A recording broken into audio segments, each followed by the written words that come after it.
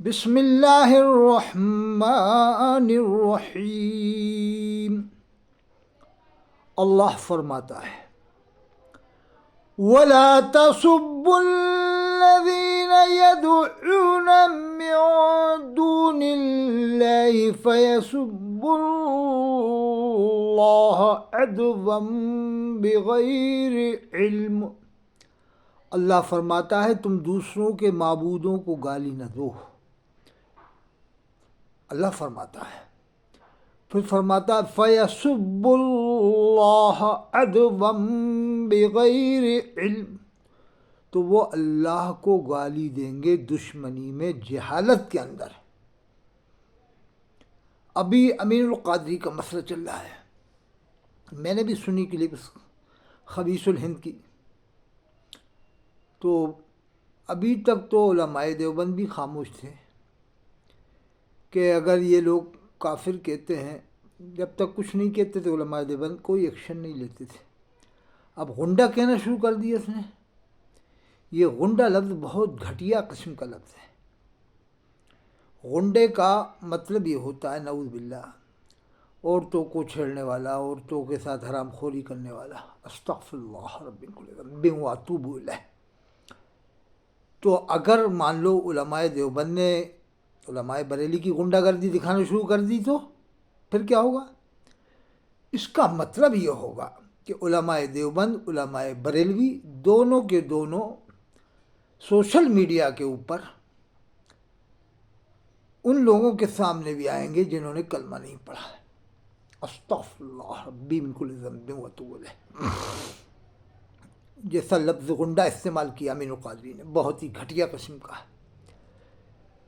تو اب علماء دیوبند نے آج تک اس طرح کا ایکشن نہیں لیا کافر کہنے پر، بھئی کہہ رہا ہو تمہاری مرضی، لیکن اب غنڈے کا لفظ استعمال کرنا شروع کر دیا امین القادری نے، جو آج تک کسی بریلوی نے نہیں کیا۔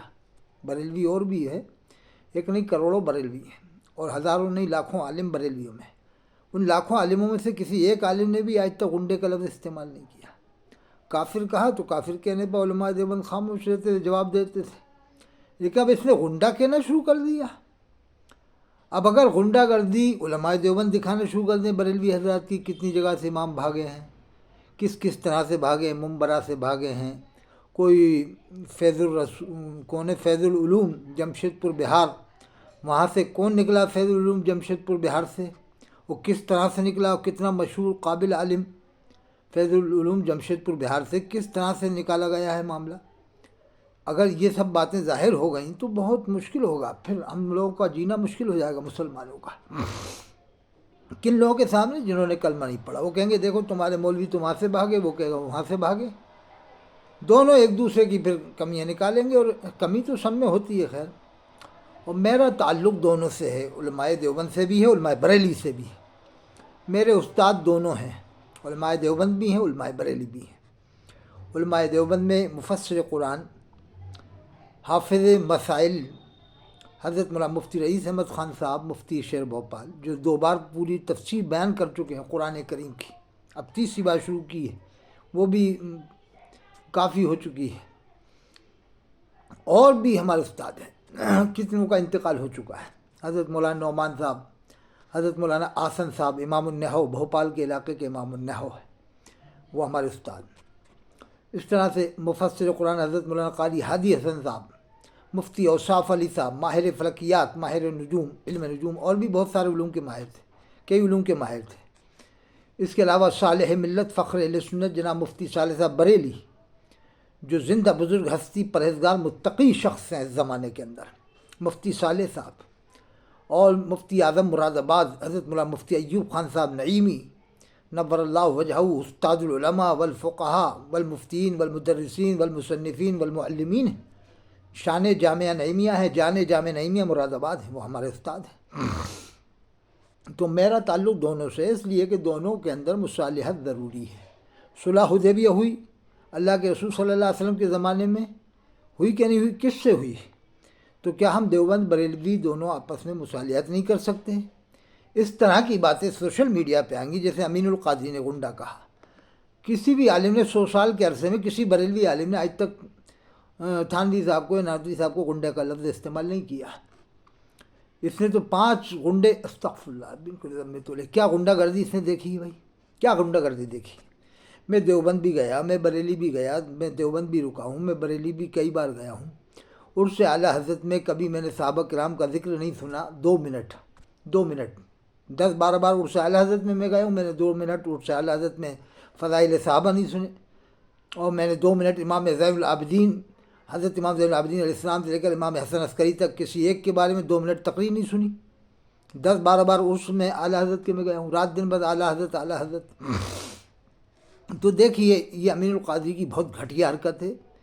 یہ اپنے آپ کو سید کہتا ہے، قطعی سید نہیں ہے، پوری دنیا میں ظاہر ہو چکی یہ بات، علماء بریلی بھی اس کو سید نہیں مانتے، اور یہ کہتا ہے، چیلنج کرتا ہے، تو میں اس کا چیلنج قبول کرتا ہوں، اس کو چیلنج میں دیتا ہوں، میں اس کو کرایہ بھاڑا 10,000 20,000 40,000 جو لگے میں دوں گا، آئے اجمیر شریف آئے، وہاں آ کے ثابت کرے۔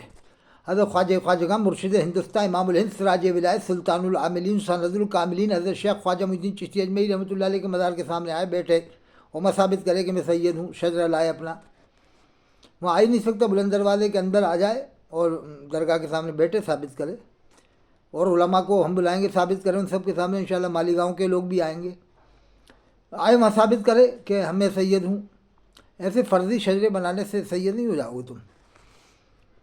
اور خواجہ غنی اجمیری کی شان میں حضرت قاسم نانوتوی صاحب نے کیا کہا، آسمان ہند نے ایسا ولی نہیں دیکھا، یہ حضرت قاسم نانوتوی صاحب کا شعر بانی دارالعلوم دیوبند، کہ آسمان ہند نے ایسا ولی نہیں دیکھا جیسے حضرت خواجہ غریب نواز اجمیری ہیں، اور تم کہتے ہو مانتے نہیں، یہ نہیں کرتے وہ کرتے۔